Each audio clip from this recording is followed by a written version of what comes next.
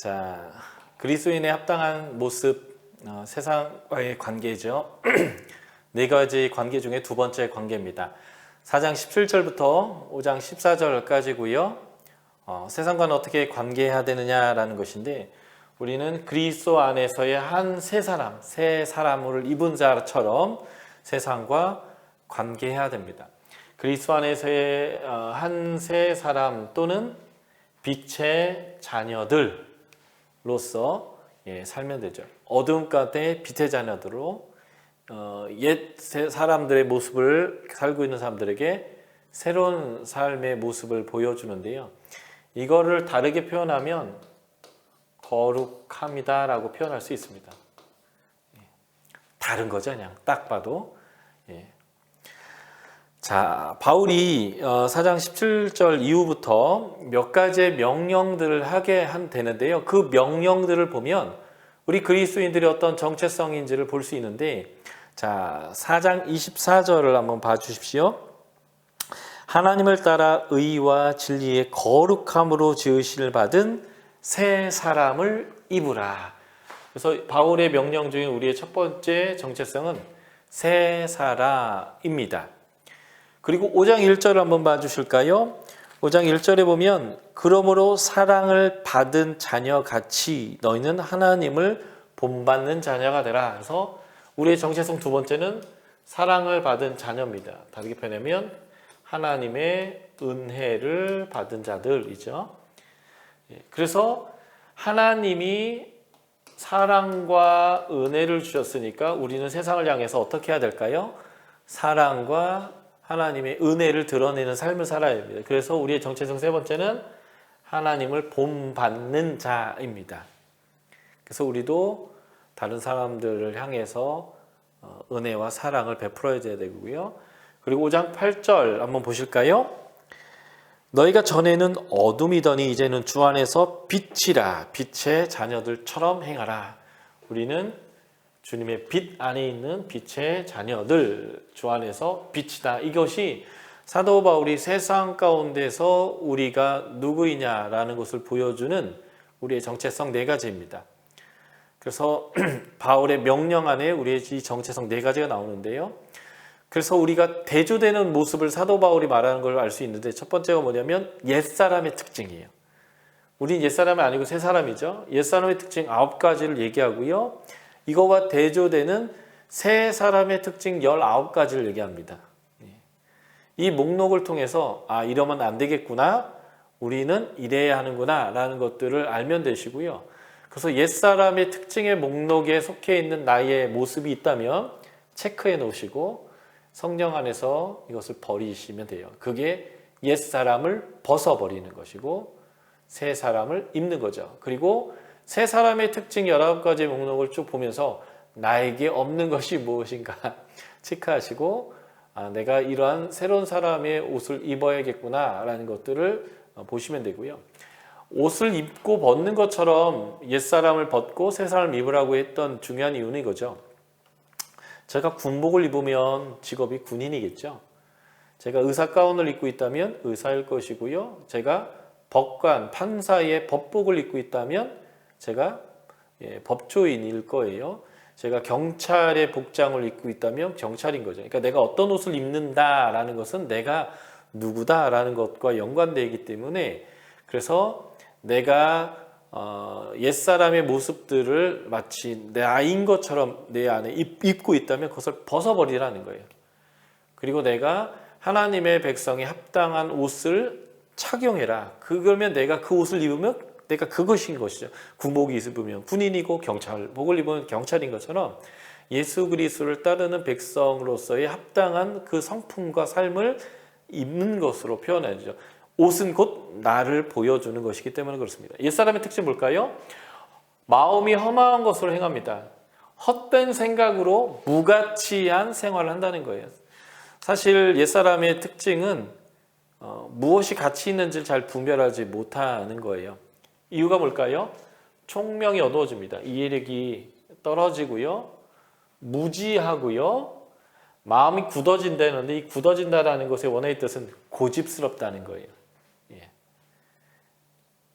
그러니까 총명한 이해력 떨어지고 지식 없고 고집스러우니까 무가치한 생활이 무가치한지도 모르고 그것을 계속 추구하는 것이죠. 그러다 보니까 그 결과가 뭐예요? 하나님의 생명에서 떠나 있습니다. 영생하는 자가 아니라 영벌에 빠질 수밖에 없는 자죠.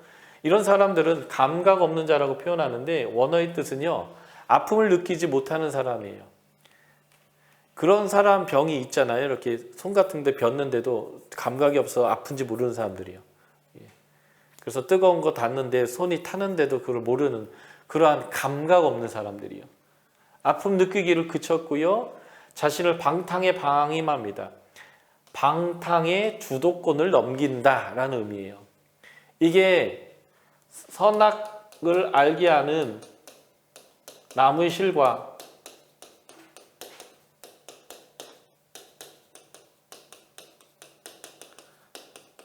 따먹은 의미와 같은 표현이에요. 하나님이 아버지고 하나님이 주인이었던 아담과 하와가 하나님이 아니라 사단이 나의 아버지고 사단의 가치가 나의 가치고 사단의 방향이 나의 방향이다라는 것들을 결정한 것이 선악을 알게 하는 나무의 실과입니다. 하나님 분명히 얘기했거든요. 이거 먹으면 죽는다. 정령 죽는다. 그런데 사단이 얘기하잖아요. 안 죽는다. 도리어 하나님처럼 된다. 아담과 하와가 무엇을 믿었을까요? 죽는다라는 하나님의 말을 믿었을까요? 안 죽고 하나님처럼 된다는 사단의 말을 믿었을까요? 사단의 말을 믿은 거죠. 그리고 믿으니까 그렇게 행동했죠. 손을 내밀어 따먹었단 말이죠. 사단이 아담과 하와를 막 죽도록 패가지고 아담과 하와가 사단이 손만 들어도 막 이렇게 겁먹는 상태까지 된 다음에 더 맞을래? 네가 알아서 따먹을래? 이렇게 해서 따먹지 않았단 말이죠. 본인이 가치를 정하고 자신의 가치에 따라 따서 자신의 입에 넣고 자신이 씹어서 자신이 넘겼죠. 이것이 바로 방탕의 사단에게 주도권을 넘겨주는 거예요. 이유가 뭘까요? 분별력이 없으니까. 무엇이 가치 있는지 모르니까. 사람은 하나님의 모양과 형상으로 하나님의 아들이고 하나님의 자녀이고 하나님의 성품을 가졌고 하나님의 그 통치권을 같이 사용할 수 있도록 부여받은 존재인데 그 가치를 자기의 정체성을 모르니까 사단이 말도 안 되는 거짓말에 홀라당 넘어가서 자신을 그 사단에게 내어주고 자신이 상하고 있는지도 모르는 아픔도 느끼지 못하는 상태가 되었는데 그런 인간을 하나님이 자신의 목숨을 피값으로 바쳐서 우리를 다시 꺼내온 것, 하나님의 자녀를 꺼내온 게 바로 사랑이고 은혜단 말이에요. 이 옛사람의 특징은 딱 이 모양이에요. 그래서 모든 더러운 것을 욕심으로 행합니다. 탐욕 때문에 부도덕하게 살아요. 그리고 유혹의 욕심을 따라 썩어져가는 구습을 따르는데요. 거짓된 욕망으로 부패합니다. 탐욕, 거짓된 욕망. 무지해서 이걸 분별을 못해요. 이해력이 떨어져요. 그런데 고집스러워요. 그래서 헛된 것에, 무가치한 것에 자신을 올인합니다.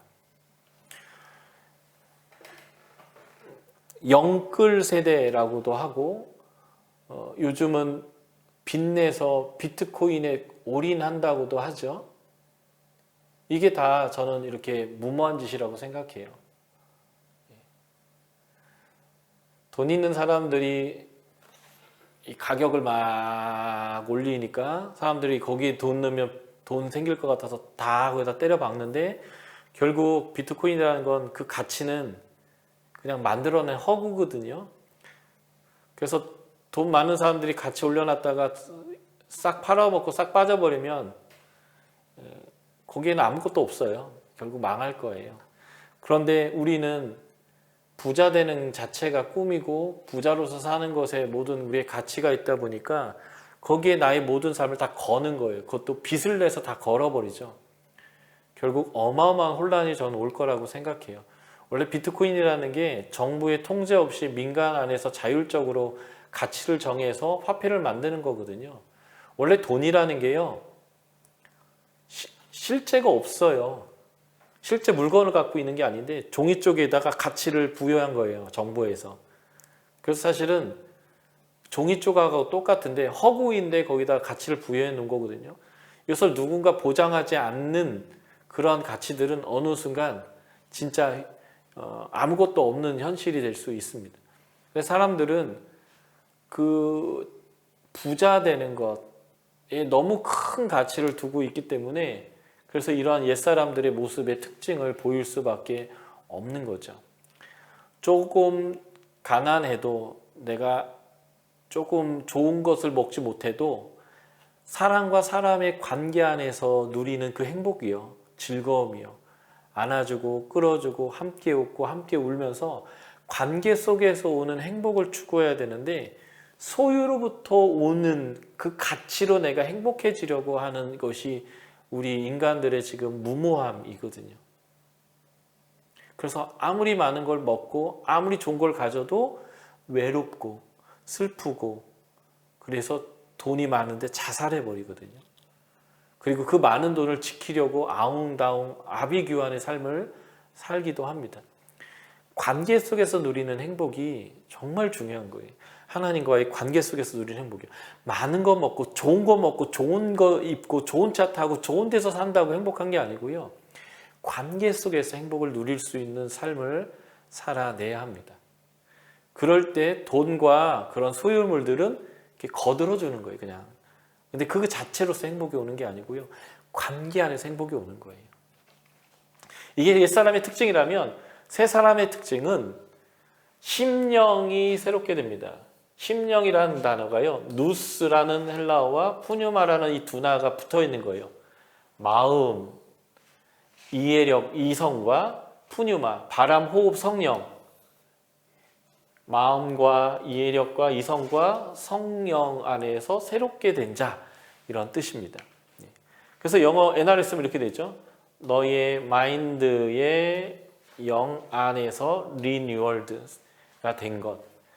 너의 속이, 마음의 영이 새롭게 되는 거다라는 거예요. 옛날에 허탄한 거, 고집스러운 거, 가치 없는 거, 탐욕에 모든 걸 올인했던, 애들 말로 몰빵했다고 하죠. 영끌한 거예요. 영혼까지 다 끌어모아서 그거에 다 투자했던 삶에서 이제는 우리의 속사람이 하나님 안에서 우리의 마음과 우리의 영이 새롭게 리뉴얼 되어야 한다는 거예요. 그 새롭게 리뉴얼 되는 게 이런 거예요. 의와 진리의 거룩함이요. 거룩함이라는 것은요, 다르다예요.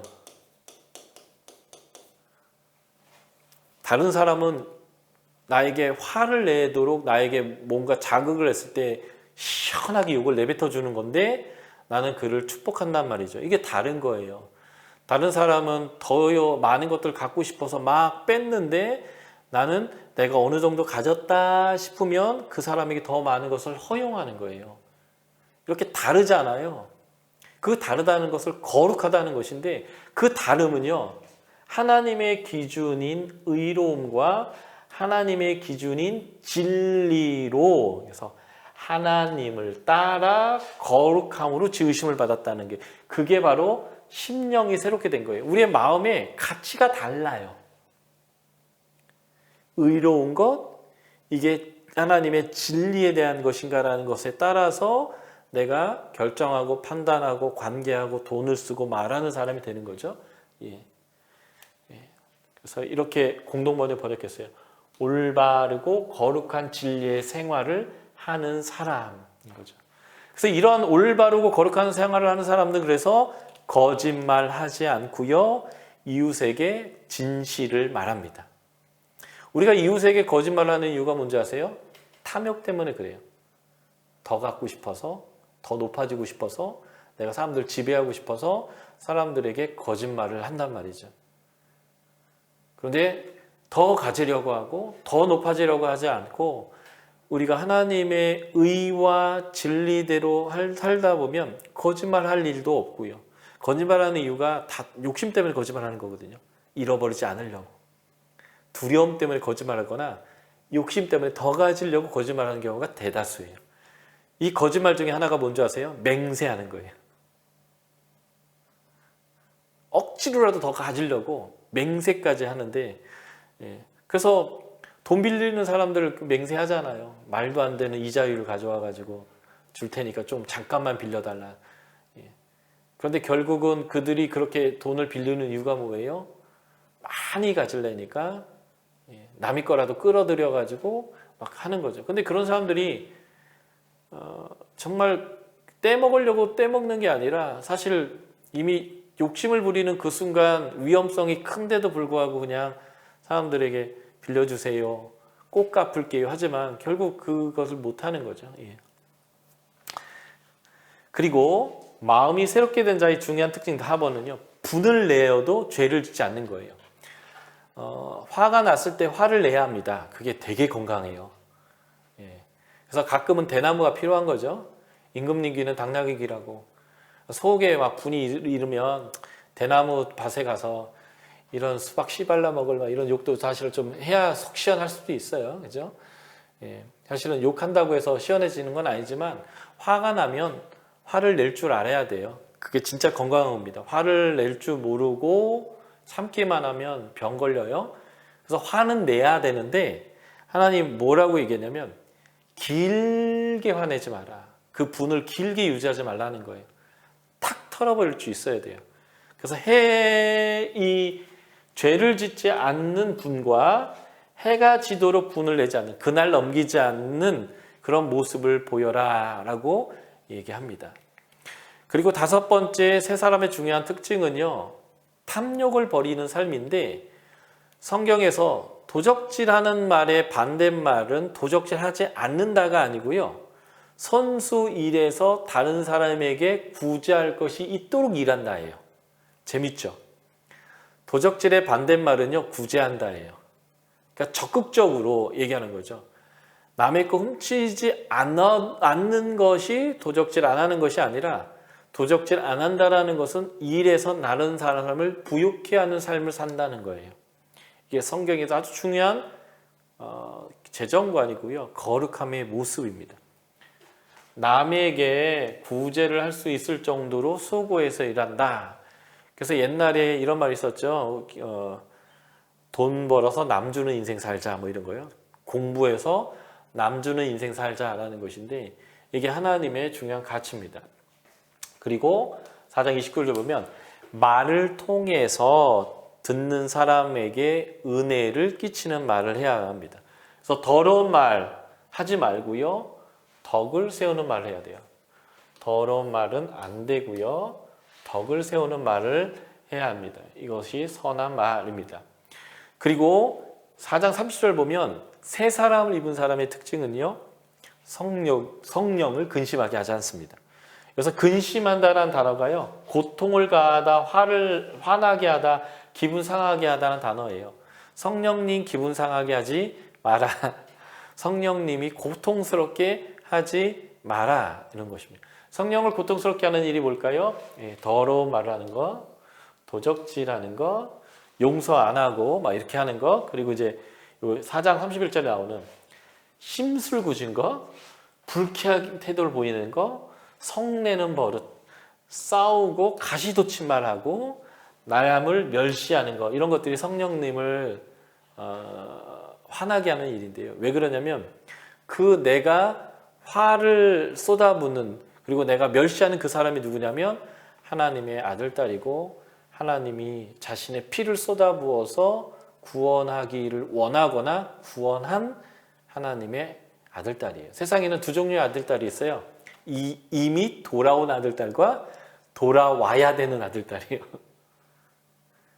돌아와야 되는 아들, 딸이 이제 누가복음에 나오면 15장에 나오는 탕자인데, 그 탕자가 돌아오기를 아버지는 맨날 목을 빼고 동구 밖에 나가 있거든요. 언제 오나, 이제 오나, 저제 오나. 저 멀리 있는데 후다다닥 뛰어나가가지고 끼어안고 뽀뽀를 하고 가락지를 끼우고 옷을 입히고 신발을 신기고 신분을 복권시켜줬다는 뜻이거든요. 그렇게 하나님의 애타하는 사람을 향해서 심술궂고 불쾌하게 하고 성내고 가시돋친 말을 하고 멸시하면 그건 하나님의 자녀의 태도가 아니란 말이에요. 그래서 그것은 성령을 근심하게 화나게 하는 일입니다. 그래서 32절 뭐라고 얘기해요? 서로 친절하게 대해라. 여기서 친절하다라는 헬라어의 뜻은 온화한, 유쾌한, 선한 이런 뜻이에요. 그러니까 다른 사람들에게 유쾌하게, 친절하게 대해야 합니다. 자, 특징이 19가지가 돼서 계속 언급해 볼게요. 다른 사람을 불쌍히 여겨야 합니다. 이게 세 사람들의 특징인데 여기서 유스 플랑크누스라는데 이 플랑크누스가 마음이란 단어거든요. 거기다 유스 플랑크누스라고 하면요. 마음을 같이 하는 거예요. 이게 동감이죠. confession인데 우는 자와 함께 울고 기뻐하는 자와 함께 기뻐해 줄 수 있는 이런 동감을 해주는 게 필요합니다. 사람을 변화시키고요. 사람의 마음을 여는 것은 바로 이 동감해주는 능력 안에서 나오거든요. 우리가 잘 아는 얘기로 표현하자면 나그네의 옷을 벗기는 것은 강한 바람이 아니고 무엇이 그 나그네 옷을 벗겨요?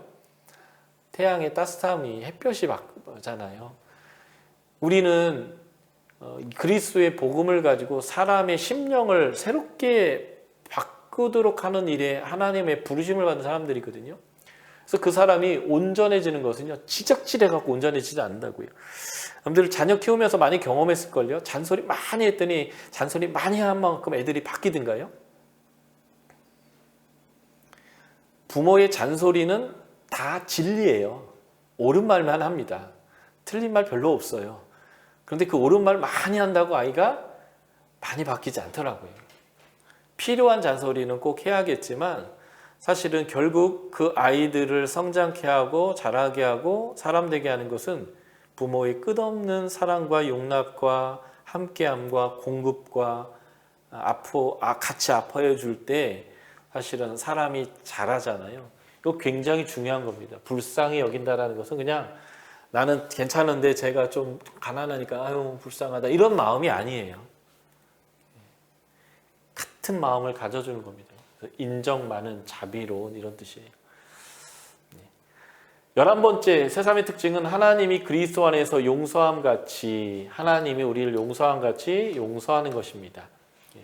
여기서 용서하다는 카리조마이라는 단어요. 이 용서라는 단어가 값없이 주다, 은혜를 베풀다, 희생 제물로 신의 은총을 구하다. 이스라엘 백성이 속죄제나 번제나 속건제라는 제사를 하나님께 드리면 하나님이 마음을 누그러뜨려서 죄를 용서해 주는 거 있잖아요. 그 용서란 단어예요. 하나님이 우리의 제물을 받고 우리에게 용서해 준 것처럼 우리가 용서해야 한다는 거죠. 그래서 이 마태복음 18장 20에서 35절이 아주 중요합니다. 여러분들이 잘 아는 내용이에요. 1만 달란트 빚진 자가 탕감을 받았습니다. 1달란트는 한 사람의 20년치 월급이에요. 그래서 1만 달란트는요 20만 년치 월급이에요. 사람은 100년 정도 산다고 치면 월급 받는 기간은 얼마나 될까요? 한 40년? 사람이 아무리 오랫동안 월급 받는다 해도 100년 이상 월급 받는 사람 아무도 없거든요. 20만 년치의 월급만큼을 탕감받았다라는 것은요, 갚을 수 없는 용서를 받았다, 탕감을 받았다는 뜻이거든요. 그런 어마어마한 은혜를 받은 사람이 100데나리온, 100일치 싹을 나한테 빚진 사람을 용서하지 않아서 하나님한테 혼내고 난 너 용서 안 할 거야 라고 했던 내용이 이 1만 달란트 빚진 자가 100데나리온 빚진 사람을 용서하지 않아서 하나님께 벌받은 내용인데, 바로 우리가 그렇게 하나님이 그리스도 안에서 우리를 은혜를 베푼 것처럼 값없이 용서한 것처럼 우리도 그런 용서를 하라는 것입니다. 이건 굉장히 지혜롭게 해야 돼요. 사실 너무 쉽게 용서해 주거나 쉽게 빚을 탕감해 주면 그 사람은 너무 쉽게 죄를 짓거나 너무 쉽게 남의 돈을 쉽게 생각해서 빌려서 안 갚고 이런 것이기 때문에 적절하게 해야 되지만 기본적인 우리의 마음의 태도가 다른 사람을 향해서 그래야 한다 이렇게 보시면 되겠고요. 사랑 가운데서 행해라 5장 2절 이렇게 되어 있고요. 그 사랑 가운데가 뭐냐면 그리스도가 우리를 사랑하신 것 같이예요. 그러니까 그리스도가 우리에게 용서하신 것처럼 용서해라. 그리스도가 우리를 사랑한 것처럼 사랑해라. 이게 굉장히 다 중요한데 이게 뭐냐면 하나님과의 관계를 경험한 가진 것 가지고 사람과의 관계를 해라입니다. 1장부터 3장, 에베소 1장부터 3장의 그 관계를 가지고 4장부터 6장까지의 관계가 이루어져야 된다. 뭐 이런 내용이 되게 됩니다. 그리고 음행, 온갖 더러운 것들을 탐욕은 그 이름으로 부르지 말라 했는데 이 온갖 더러운 것이 all uncleanness거든요. 불결한 것들인데 이게 이제 구약의 레위기법에 의하면 불결함이란 결국 뭐냐면 거룩의 그 다음 단계가 정결이고요. 정결의 다음 단계가 부정인데 이 부정이 이 uncleanness거든요. 부정하면 하나님과 함께 할 수가 없어요. 하나님과 동행할 수 없습니다. 그래서 이 부정에서 정결로 돌아가기 위해서 하는 게 뭐냐면 제사예요. 속죄제, 속건제 이런 것들이거든요. 하나님의 용서로 정결해집니다. 정결해지면 하나님과 교제할 수 있어요. 하나님과 만날 수 있습니다. 그럴 때 우리가 거룩으로 나아가거든요. 그래서 거룩해지려면 하나님과 교제하려면 클린, 깨끗한 정결한 상태를 쭉 유지해야 돼요. 레위기의 법은 이 정결함을 유지하는 방법에 대해서 설명하거나 부정에서 정결로 가는 방법을 설명하는 건데 예수 그리스도의 십자가의 사건이 하나님의 사랑이 은혜가 이걸 이루었잖아요. 그런데 여기서 다시 이 부정으로 가면 안 되는데 우리가 이 음행 온갖 더러운 것 탐욕으로 정결에서 부정으로 우리 스스로를 다시 끌어내리면 안 된다 이런 얘기고요. 그래서 이 정결에서 부정으로 다시 끌어내려진다는 것은 하나님과 교제할 수 없다는 얘기거든요. 하나님의 복을 누릴 수 없다는 거예요. 그래서 이 정결에서 부정으로 끌어내리는 또 다른 모습이 뭐예요? 누추함, 음담패설이요. 어리석은 말, 희롱의 말, 저속한 농담들은 하지 마라. 그래서 지금 새 사람을 입은 사람의 아주 중요한 관계의 법칙은 하나님과 나와 관계한 내용을 가지고 세상과 관계하는 거고요. 세상과 관계할 때 아주 중요한 게 뭐냐면 우리 입이에요. 입. 우리 입이 어떠한 말을 하는가. 감사의 말, 사람들을 축복하는 말을 하느냐 아니면 음담, 패설이나 하고 남의 뒷담화나 하고 세상 말로는 뒷담화 깐다라고 표현 쓰죠. 뒷담화하고 깎아내리고 다른 사람들을 이렇게 어렵게 하고 힘들게 하고 마음이 상하게 하고 하는 일들을 하느냐 이게 이제 중요한 거죠. 세 사람의 특징 아직 5개가 남았는데요. 세 사람은 감사하는 말을 하고요. 불순종하는 아들과 함께하지 않습니다. 이게 이제 시편 1편 1절에 나오는 오만한 자들의 자리에 앉지 않아요. 그들의 길에 서 있지도 않고요.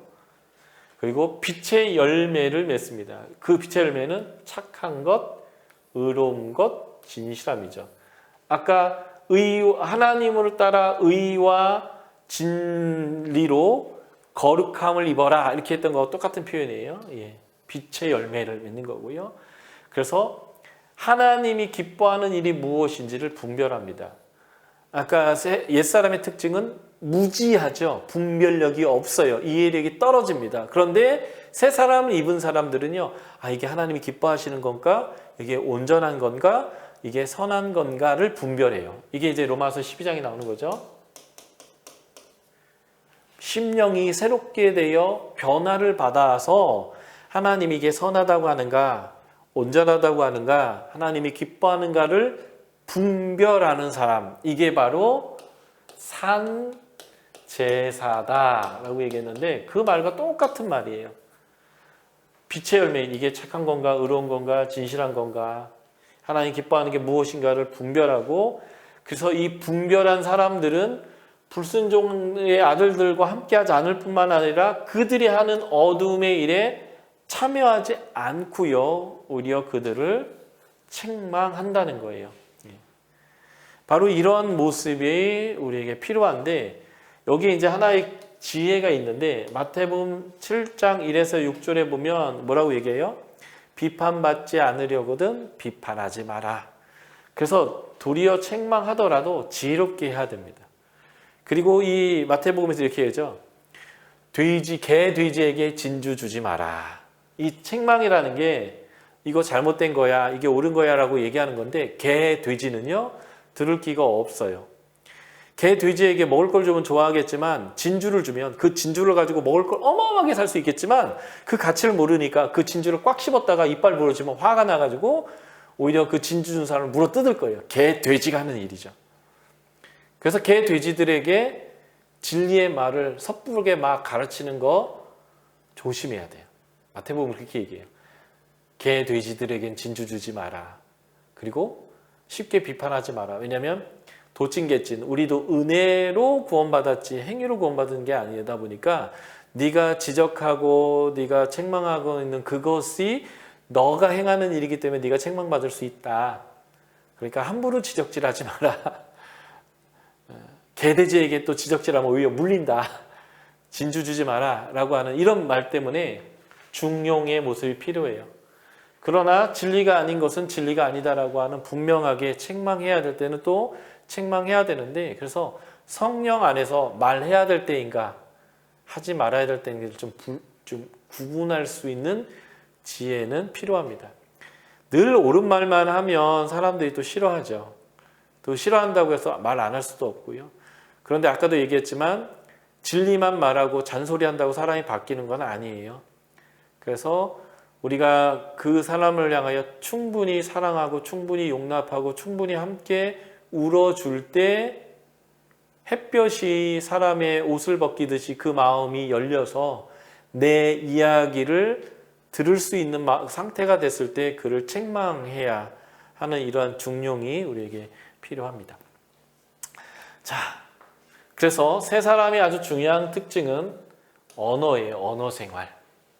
세 사람이 해야 될 말하는 것은 참된 것을 말해야 되고요. 진리를 말해야 되고요. 덕을 세우는 말, 은혜를 끼치는 말을 해야 되고요. 감사하는 말을 해야 되고요. 이것은 죄다라는 것을 드러내는 말을 해야 합니다. 여러분들은 이런 말들 중에 어떤 말을 잘 하시는지 한번 생각해 보시고, 내가 잘 못하고 있는 말은 무엇인가 한번, 이건 굉장히 중요해서 여러분들이 한번 깊이 자신을 들여다보면서 한번 적용해 볼 필요가 있어요. 참된 말, 덕을 세우는 은혜에 끼치는 말, 감사하는 말, 어두움에 책망하는 말. 제가 아침마다 일어날 때 되게 피곤해요. 제가 오늘도 아침에 8시 반에 출근해서 지금 10시 넘으면 퇴근할 거니까 요즘 보통 14시간 정도 일하는 것 같아요, 거의. 또 이제 가면 또 강의 준비하고, 그래서 아침에 눈을 뜰 때 정말 힘들어요. 그래서 아휴, 오늘도 해 떴나, 아이씨, 오늘 왜 또 해가 떴나, 좀 더 자면 좋겠는데, 이렇게 말하지 않고 일부러 제가 의식적으로 하는 일이 있어요. 첫 마디가 하나님 감사합니다. 오늘도 또 내가 하루를 시작합니다 하고 의지적으로 첫 말을 내뱉을 때 하나님 감사합니다. 힘들 때 훨씬 더 하나님께 하나님 감사합니다 라는 말을 많이 하는데요.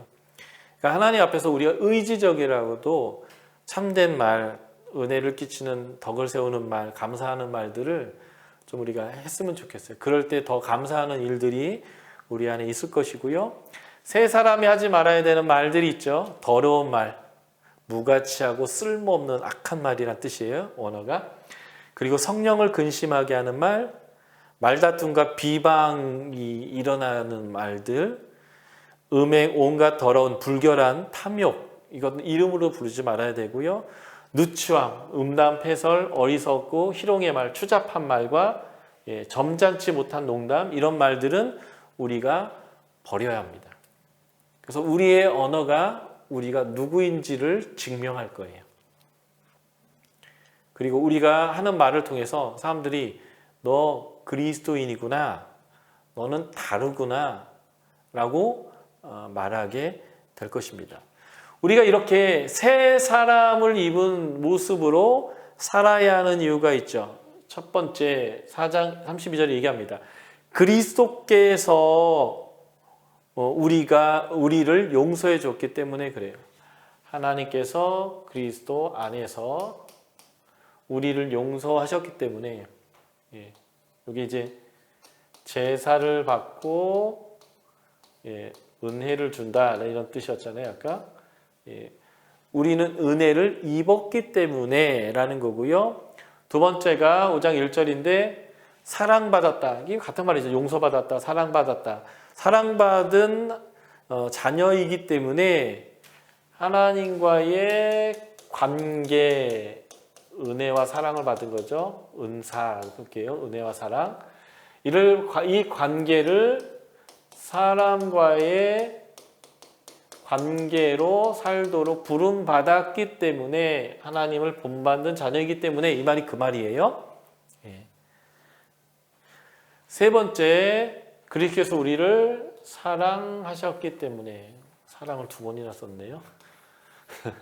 강조인가? 사랑하셨기 때문에, 이게 다 같은 표현을 반복해서 쓰는 말이다라고 보시면 좋겠고요.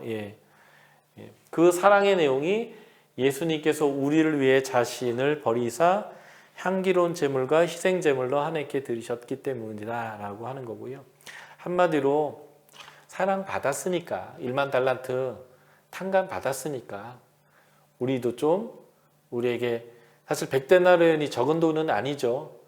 하루에 7만 원 번다라고 하면 100일이면 700만 원이잖아요. 적은 돈 아니죠. 그리고 조금 더 전문적인 일에서 하루에 10만 원 이상 버는 사람들이라면 1000만 원이거든요. 적은 돈 아닌데 그렇지만 우리가 하나님에게 너무 큰 은혜를 받았기 때문에 다른 사람을 향해서 우리가 이렇게 은혜를 베풀 수 있는 관계, 이게 세상과의 관계예요. 우리는 세상과 이러한 관계를 하는 사람이 되어야 합니다. 그게 이제 우리의 부르심이고요. 그럴 때 특별히 우리의 입술이 어떠한 예배의 입술이 되는가, 하나님을 찬양하고 사람들에게 은혜와 덕을 세우는 그런 사람들이 되어야 되고요. 다른 사람들을 해하고 화나게 하고 비하하고 다른 사람들을 욕되게 하는 그러한 입술들이 우리 가운데 있다면 하나님의 주의 보혈로 덮어달라고 기도하고, 우리 안에서 은혜가 되고 감사하는 말들이 좀 나오도록 우리가 좀 행하면 좋겠다라고 생각이 듭니다.